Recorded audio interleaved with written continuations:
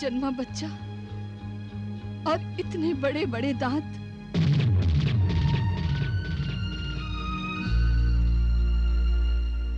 इतने वर्षों पश्चात मैंने अपनी कोख से जन्म भी दिया तो एक राक्षस को।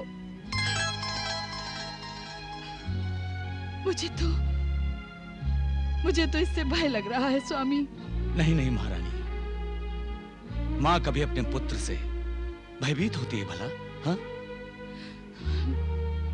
ये हमारा पुत्र है। इसके दो बड़े दांत बता रहे हैं कि हमारा पुत्र महाबलशाली है। किंतु महाराज। किंतु क्या महारानी?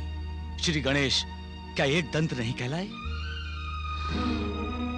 हमारे पुत्र के यदि दांत वक्र है तो क्या हुआ? हम इसे दंत वक्र कहेंगे, दंत वक्र।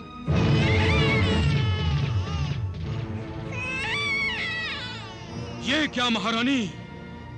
क्या ऐसे बच्चे को जन्म देकर कोई माँ प्रसन्न हो सकती है?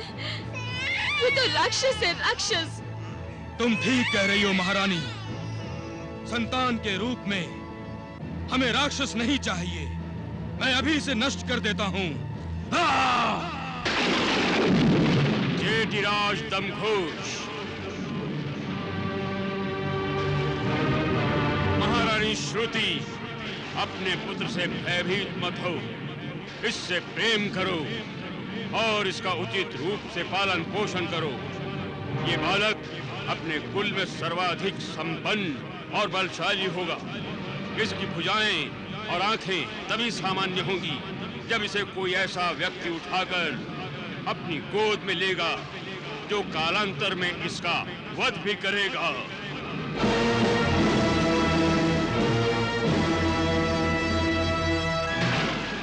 जो कोई शिशुपाल को गोद में लेगा और शिशुपाल के दोनों कृत्रिम हाथ और तीसरा नेत्र अदृश्य हो जाएंगे, उसी के हाथों शिशुपाल का वध होगा।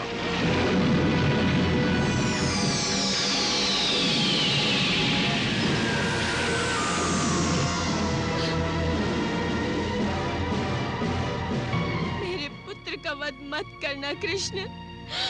मैं अपना आंचल फैलाकर अपने इस पुत्र के जीवन की भीख मांगती हूँ। बुआ, मैं आपको वचन देता हूँ, मैं एक नहीं, दो नहीं, इसके 100 अपराध क्षमा करूंगा। किंतु उसके पश्चात मैं विवश होऊंगा। ओम भूर्भुवः स्वः तत्सवितुर्वरेण्यं भर्गो देवस्य धीमहि धियो यो नः प्रचोदयात्।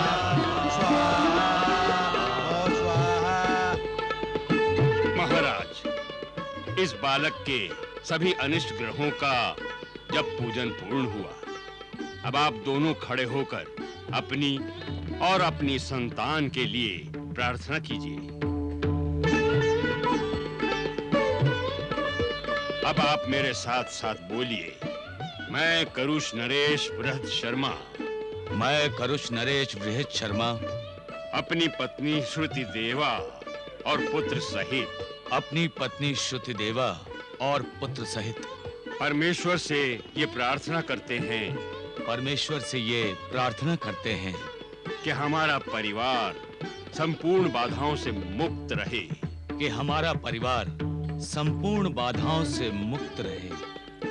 ओम ध्यो शांति, अंतरिक्षं शांति, पृथ्वी शांति, आपः शांति, औषध शांति, वनस्पत शांति, विश्वदेवा शांति, ब्रह्म शांति, शांति देव शांति, सामा शांतिरेध। ओम शांति शांति शांति। अब संतान का नाम और भविष्य के बारे में मैं आपको जानकारी दूंगा।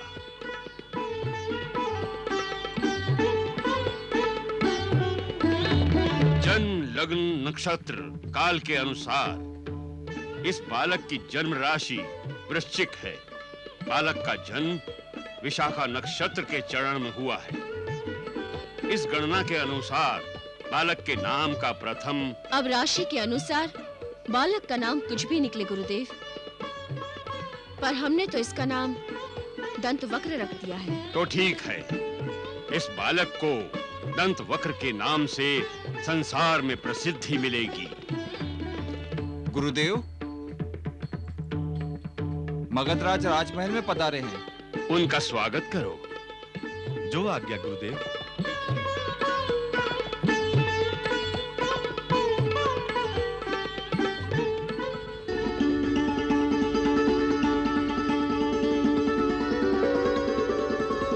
हमें तो जैसे ही आपका संदेश प्राप्त हुआ करुषराज, हम तुरंत बालक को आशीर्वाद देने चले आए।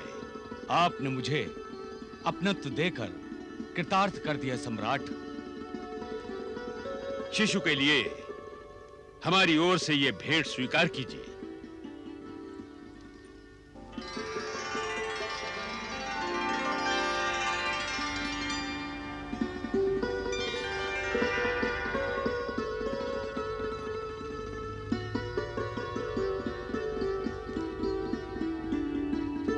ये आपकी महानता है महाराज कि आप यहाँ पधारे।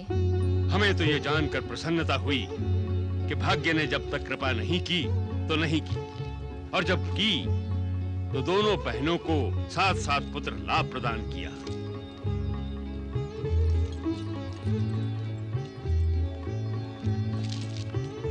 हमारे पुत्र को आशीर्वाद दीजिए महाराज।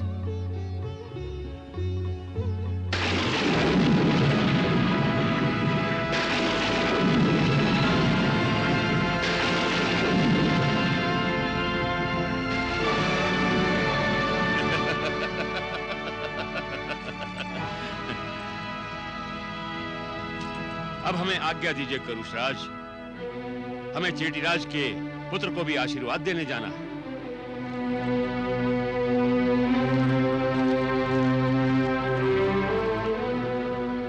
सम्राट जरासंध की, सम्राट जरासंध की, सम्राट जरासंध की, सम्राट जरासंध की, सम्राट जरासंध की।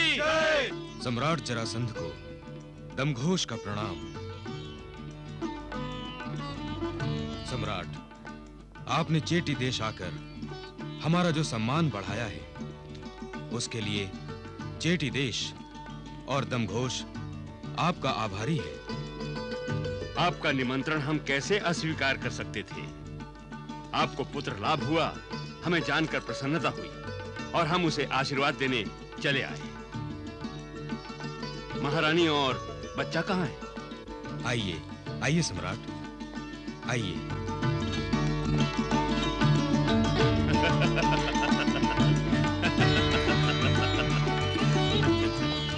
प्रणाम सम्राट। सौभाग्यवती भव। मैं आपकी बहन के पास करुष नगरी भी जाकर आया हूँ। सच? मेरी बहन कैसी है? बहन का सुनते ही इनकी प्रसन्नता देखी राजा दमघोष।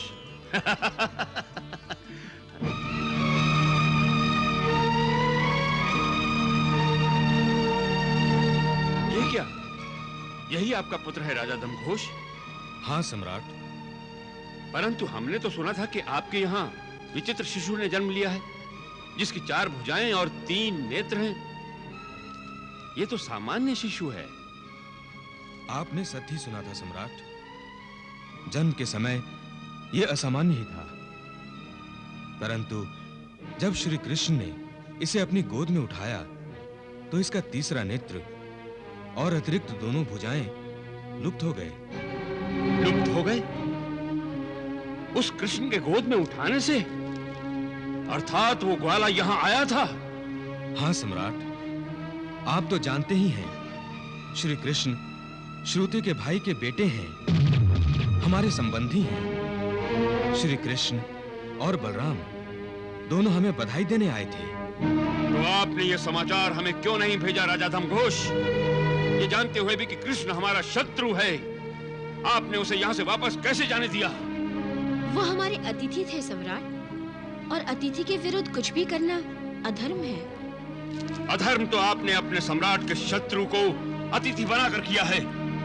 मैं क्षमा प्रार्थी हूँ सम्राट, मेरे मन में इस तरह का विचार ही नहीं आया। क्यों नहीं आया? क्या आप नहीं जानते कि कृष्ण ने हमारी पुत्रियों को विधवा बनाया है। आपकी कीर्ति इतनी उज्जवल है सम्राट कि कृष्ण का सोचना सूर्य के होते हुए दिए के सोचने समान है। आप वीर बाहु हैं। आज तक आपने अपने शत्रुओं पर सदा विजय पाई है। चारों दिशाओं में मगध सम्राट जरासंध की जय जयकार होती है। कृष्ण के आने का समाचार हम आपको देते और आप यहाँ चेटी देश आकर कृष्ण पर चोरी छिपे आक्रमण करते तो आपका बड़ा अपयश होता सम्राट। सारा संसार आपको कपटी कहने लग जाता और ये सुनना हमें कदापि अच्छा न लगता। हाँ, मैंने आज तक कभी छल कपट से युद्ध नहीं किया। मुझे अपने बाहुबल पर, अपने शौर्य पर विश्वास है। चेटी देश की महारानी, आप ठीक कह रही हैं। परंतु हम कृष्ण से प्रतिशोध लेंगे। हम मथुरा पर आक्रमण करेंगे। अवश्य सम्राट, अवश्य। हम आपके साथ हैं। हम जानते हैं, हम जानते हैं।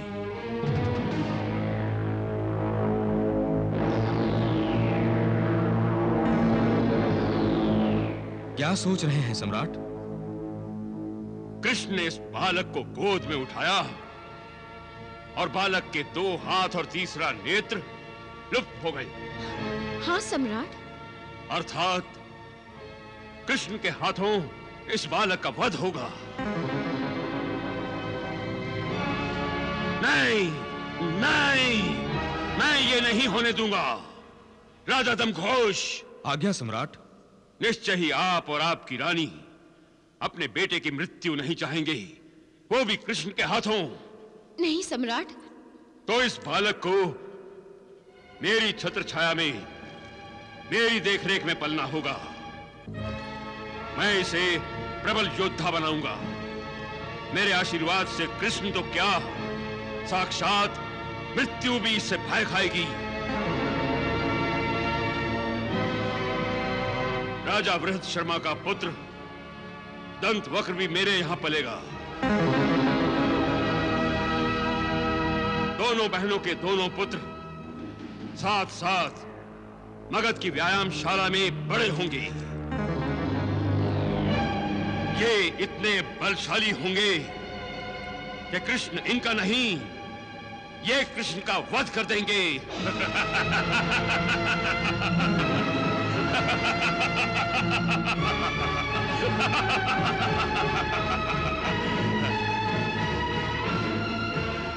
नारायण, नारायण। मां चाहती थी उसका बेटा शिशुपाल धर्म का मार्ग पकड़े, अधर्म कार्यों से दूर रहे। परंतु प्रभु, शिशुपाल जरासंध की छत्र छाया में पलेगा तो अधर्म ही देखेगा, अधर्म ही करेगा।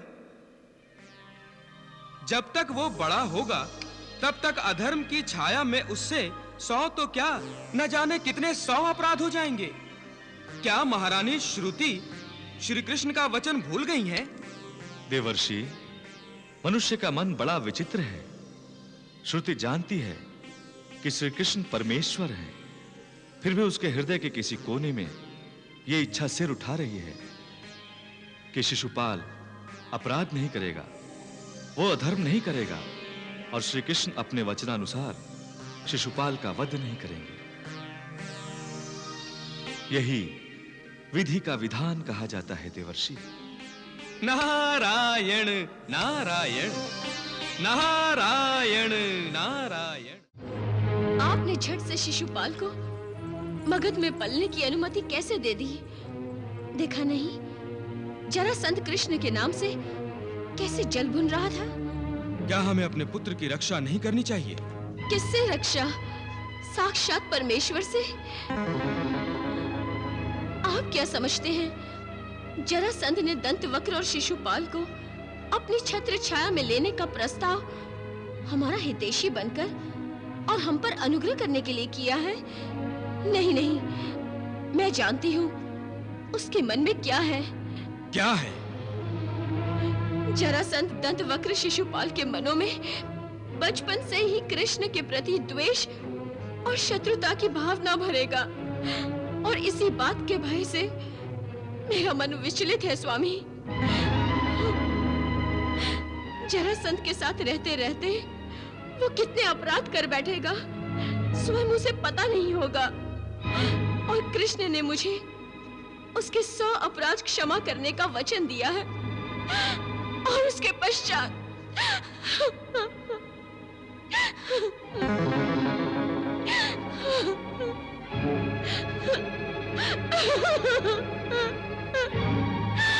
हमारे शिशुपाल को कोई नहीं बचा सकता स्वामी, कोई नहीं बचा सकता।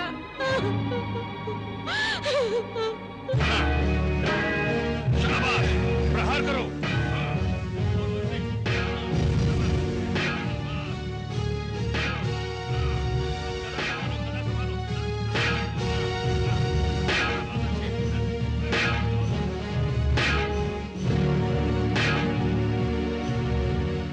शिशुपाल और दंतवक्र की शिक्षा दीक्षा मगधराज जरासंध की देखरेख में मगध में होने लगी। जरासंध के अपने पुत्र सहदेव के साथ ही वो दोनों भी वेदों, शास्त्रों, उपनिषदों का ज्ञान तथा सैनिक शिक्षा ग्रहण करने लगे।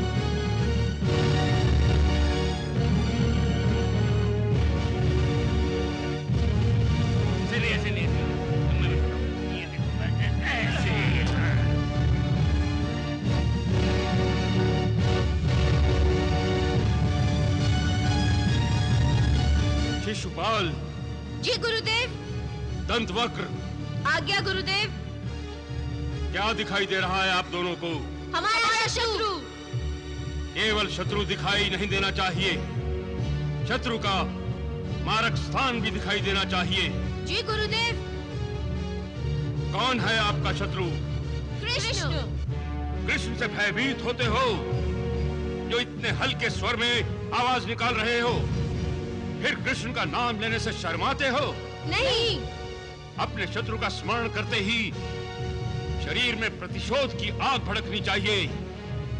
ये वही कृष्ण है, दंतवक्र, शिशुपाल, जो तुम्हारा काल बनने वाला है। तुम दोनों के जीवन का लक्ष्य है कृष्ण। कृष्ण। कृष्ण। बाण छोड़ो।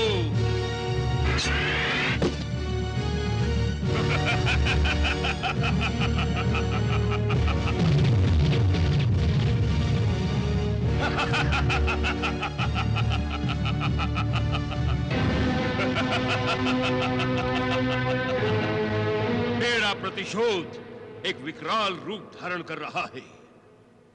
शिशुपाल और दंतवक्र अब बचपन से ही कृष्ण से द्वेष करने लगे हैं।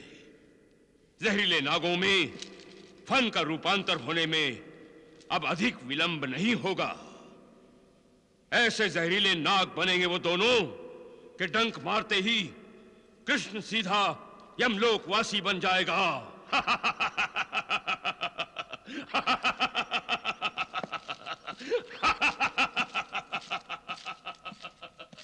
परंतु महाराज, कृष्ण आपका शत्रु है। उसके विरोध में आप शिशुपाल और दंतवक्र को क्यों खड़ा कर रहे हैं? क्योंकि शिशुपाल और दंतवक्र दोनों कृष्ण के भाई हैं, अपने। मैं कृष्ण के अपनों को ही कृष्ण के विरोध में खड़ा करना चाहता हूं। इतना ही नहीं महामंत्री, कृष्ण के विरोध में मैं संपूर्ण संसार को खड़ा करना चाहता हूं। इस कृष्ण ने मेरी पुत्रियों का सुख चैन सब कुछ छीन लिया है। मैं कृष्ण के प्राण छीन लेना चाहता हूं। तभी मेरे मन में प्रतिशोध में लगी आग ठंडी होगी। महाराज, प्रतिशोध की आग कभी ठंडी नहीं होती। महामंत्री, मैं सत्य कह रहा हूं महाराज, क्योंकि प्रतिशोध की आग में जलने वालों की आहुति जब इस प्रतिशोध के यज्ञ में दी जाती है, तभी ये आग शांत होती है। महामंत्री, आप मेरा अपमान कर रहे हैं। क्षमा कीजिए महाराज, आपका महामंत्री होने के नाते आपको उचित परामर्श देना मेरा धर्म है। अपने स्वामी की आज्ञा का पालन करना भी तो आपका धर्म है। आप आज्ञा कीजिए महाराज।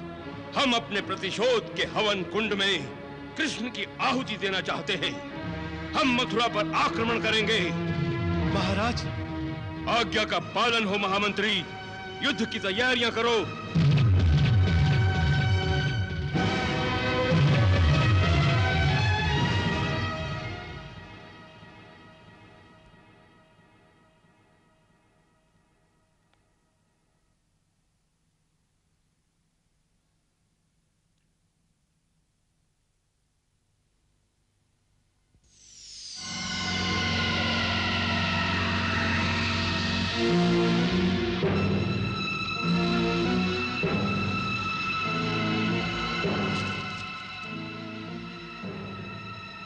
कौन हो तुम?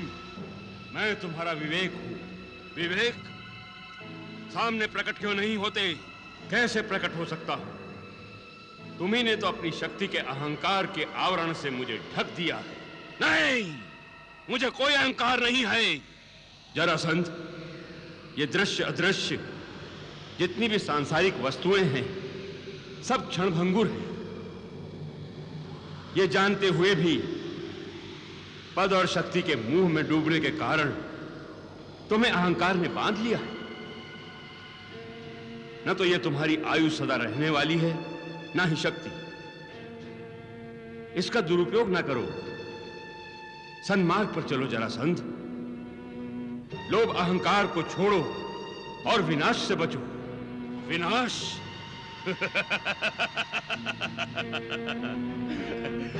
मेरा विनाश? हाँ, कृष्ण के विरुद्ध शिशुपाल और दंतवक्र को शस्त्र बनाकर प्रयोग करने की तुम्हारी सोच तुम्हारे लिए घातक होगी। ऐसी नीति मत अपनाओ जिससे तुम्हारा स्वयं का विनाश हो जाए। क्या विनाश विनाश चिल्ला रहे हो? जरासंध अपनी विनाश लीला में ही विकास ढूंढता है। कहीं विनाश होगा तभी तो मेरे साम्राज्य का और मेरी शक्ति का विकास होगा। यही मेरी योजना है और आकांक्षा भी। ऐसी महत्वाकांक्षाएं कभी पूरी नहीं होती। मुझे तुम्हारे परामर्श की कोई आवश्यकता नहीं। तुम मेरा विवेक हो ही नहीं सकते। चले जाओ यहां से। मैं कहता हूं चले जाओ। सत्य कहा तुमने। अब वास्तव में तुम्हें मेरी आवश्यकता नहीं है।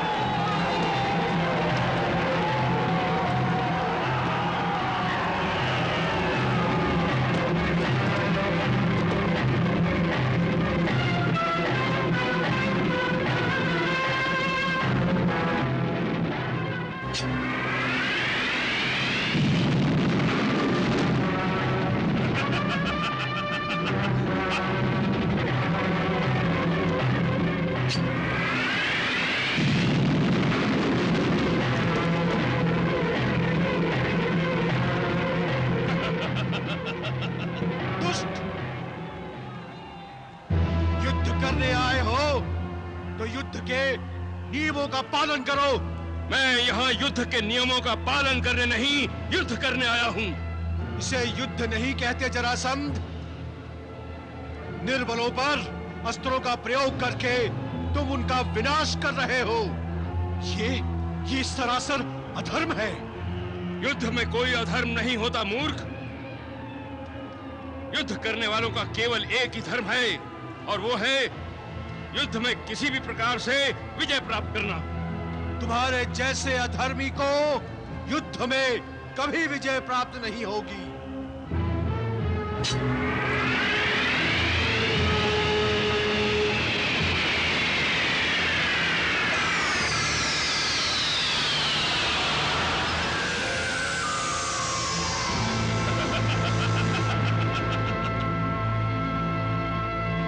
कहाँ है तुम्हारा अनुज कृष्ण?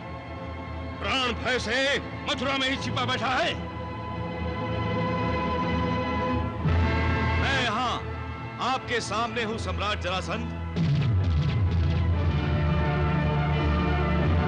ऐसा प्रतीत होता है कि आप युद्ध करते करते थक गए हैं। आपको विश्राम की आवश्यकता है सम्राट जरासंध।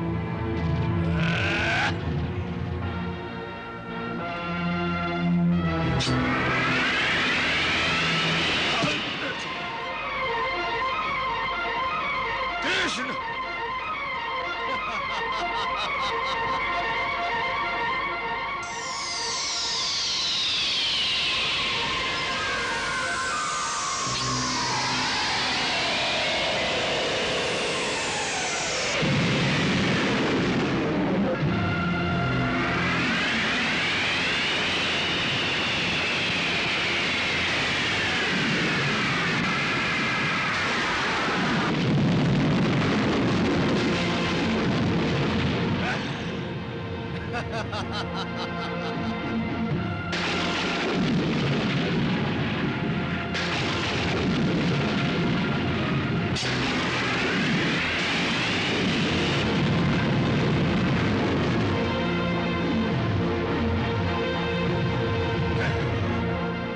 रौराक्ष, सूचिमुख, सिंहाक्ष, विराटाक्ष, प्रकट हो, प्रकट हो।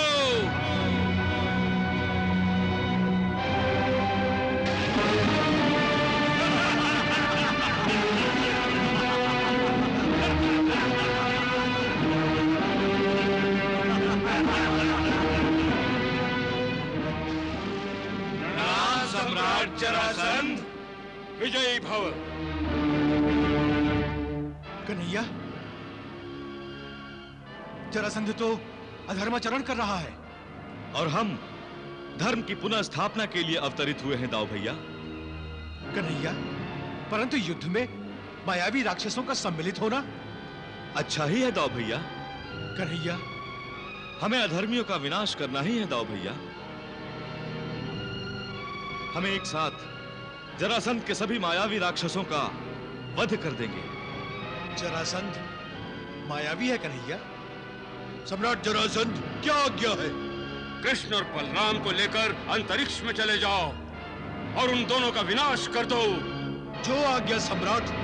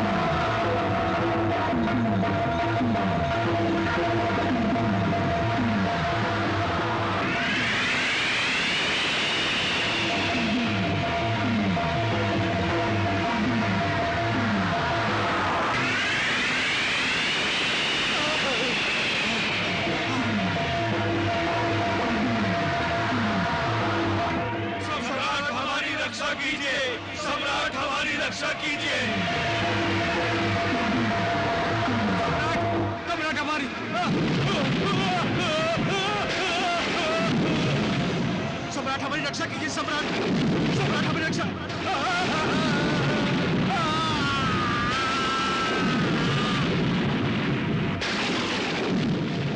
रक्षा कीजिए।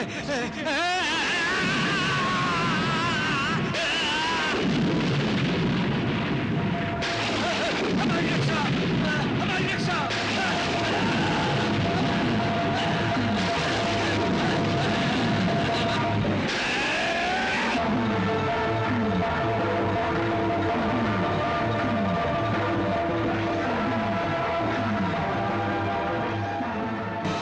तो धर्म की बात करते हो और मायावी युद्ध कर रहे हो। मैं धर्म के मार्ग पर ही हूं सम्राट जरासंध। आप मुझसे मायावी युद्ध कर रहे हैं। यदि मैंने आपकी माया का प्रत्युत्तर दिया तो इसमें अधर्म क्या है?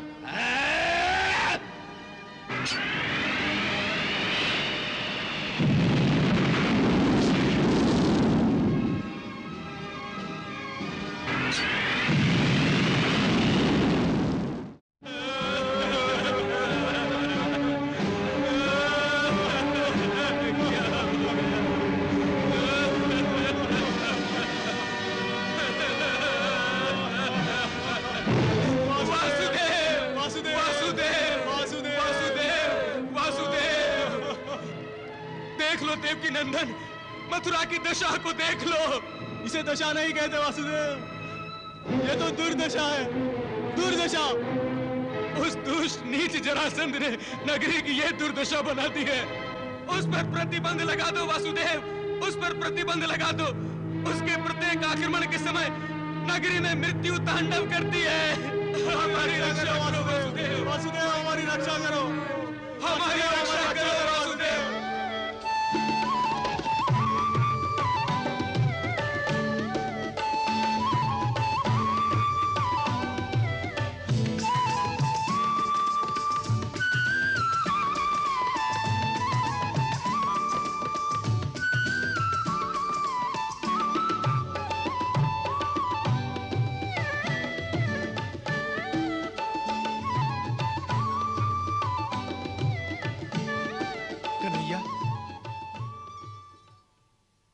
दाऊ भैया,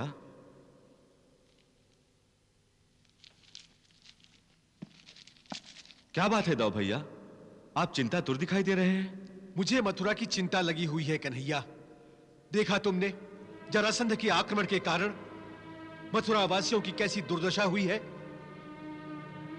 वो हमसे प्रतिशोध लेना चाहता है और उसके प्रतिशोध की आग में मथुरावासी कैसे जल रहे हैं। सुन रहे हो कन्हैया, मथुरा वासियों का रुदन। मुझे एक बात समझ में नहीं आती कन्हैया, तुम जरासंध के प्रति इतने दयालु क्यों हो? दयालु? और नहीं तो क्या, तुमसे बार बार पराजित होकर वो मथुरा पर आक्रमण करता रहा। तुमने उसकी सेना का संहार किया, तुमने उसके मायावी साथियों राक्षसों का संहार किया, परंतु क्या दाऊ भैया? परंतु तुमने अपना सुदर्शन चक्र क्यों नहीं जलाया? उसे बार बार जीवन दान देना क्या दयालुता नहीं है? उसकी सेना का संहार करते हो परंतु उसका नहीं। तुम्हें तो अधर्मियों का विनाश करना है कन्हैया। क्या जरासंध अधर्मी नहीं है? मैं जरासंध का वध क्यों नहीं कर रहा हूं, इस प्रश्न का उत्तर आपने अभी अभी स्वयं दे दिया दाऊ भैया। मैंने? हां दाऊ भैया, धर्म की पुनः स्थापना करना और अधर्मियों का विनाश करना, यही मेरा जीवन कार्य है। और यदि जरासंध मुझे अधर्मियों का विनाश करने का अवसर दे रहा है तो मुझे उसे तब तक जीवित रखना है जब तक वो अधर्मियों को बार बार मेरे सामने लाकर खड़ा कर देता है। मैं समझा नहीं कन्हैया। दाऊ भैया, जरासंध बार बार पराजित होकर जाता है और फिर से राक्षसों की सेना एकत्रित कर वापस आता है और मुझे राक्षसों और अधर्मियों का वध करने का अवसर मिलता है। इसी कारण मैंने उसे अब तक जीवित छोड़ रखा है। परंतु उसे जीवन दान कब तक मिलेगा कन्हैया? समय आने पर जरासंध का भी वध होगा। हां दाऊ भैया। तब तक हम मथुरावासियों को कैसे धीरज देंगे? दाऊ भैया, मैं मथुरा वासी और मथुरा नगरी को किसी सुरक्षित स्थान पर ले जाना चाहता हूं ताकि जरासंध सहज रूप से मथुरा नगरी पर आक्रमण ना कर सके।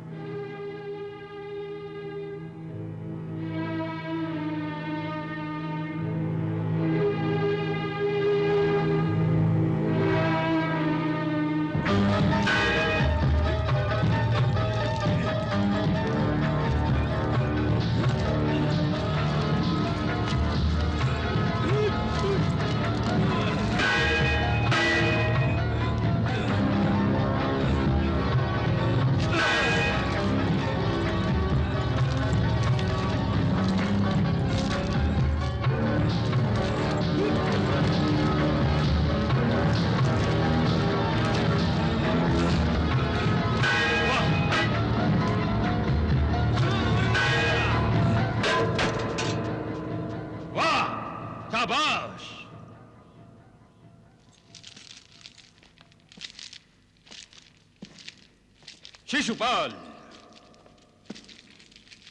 दंतवक्र, प्रणाम काकाश्री। दंतवक्र, प्रणाम काकाश्री। तुम दोनों द्वापर युग के महान योद्धा बनोगे। महाराज, इस वसंत उत्सव में राजकुमारों को अपनी शस्त्र विद्या का प्रदर्शन करने का अवसर प्राप्त होगा। हाँ महामंत्री,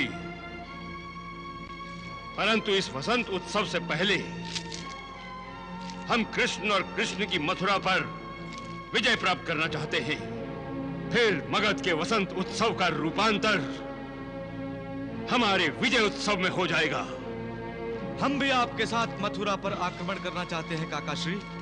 नहीं शिशुपाल, काकाश्री, क्या आपको हमारी युद्ध विद्या और अस्त्र शस्त्र विद्या पर विश्वास नहीं? काकाश्री। दंतवक्र, तुम और शिशुपाल मेरे शिष्य हो। तुम दोनों परिपूर्ण योद्धा बन गए हो। फिर भी मैं नहीं चाहता हूं कि तुम दोनों को साथ लेकर मैं मथुरा पर आक्रमण करूं। जब मुझे प्रतीत होगा कि कृष्ण से प्रतिशोध लेने में मैं असमर्थ हूं, तब मैं अवश्य तुम दोनों की सहायता लूंगा। परंतु अब मैं स्वयं मथुरा पर आक्रमण करूंगा।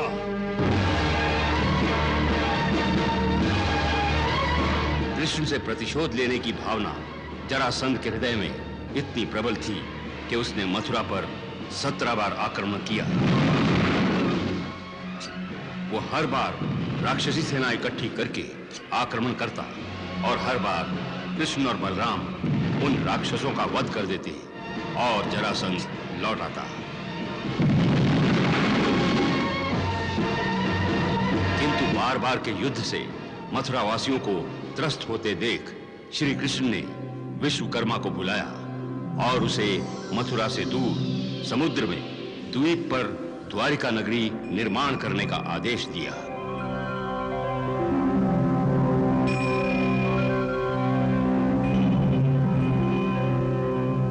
आज्ञा कीजिए प्रभु, मुझे किस कारण स्मरण किया?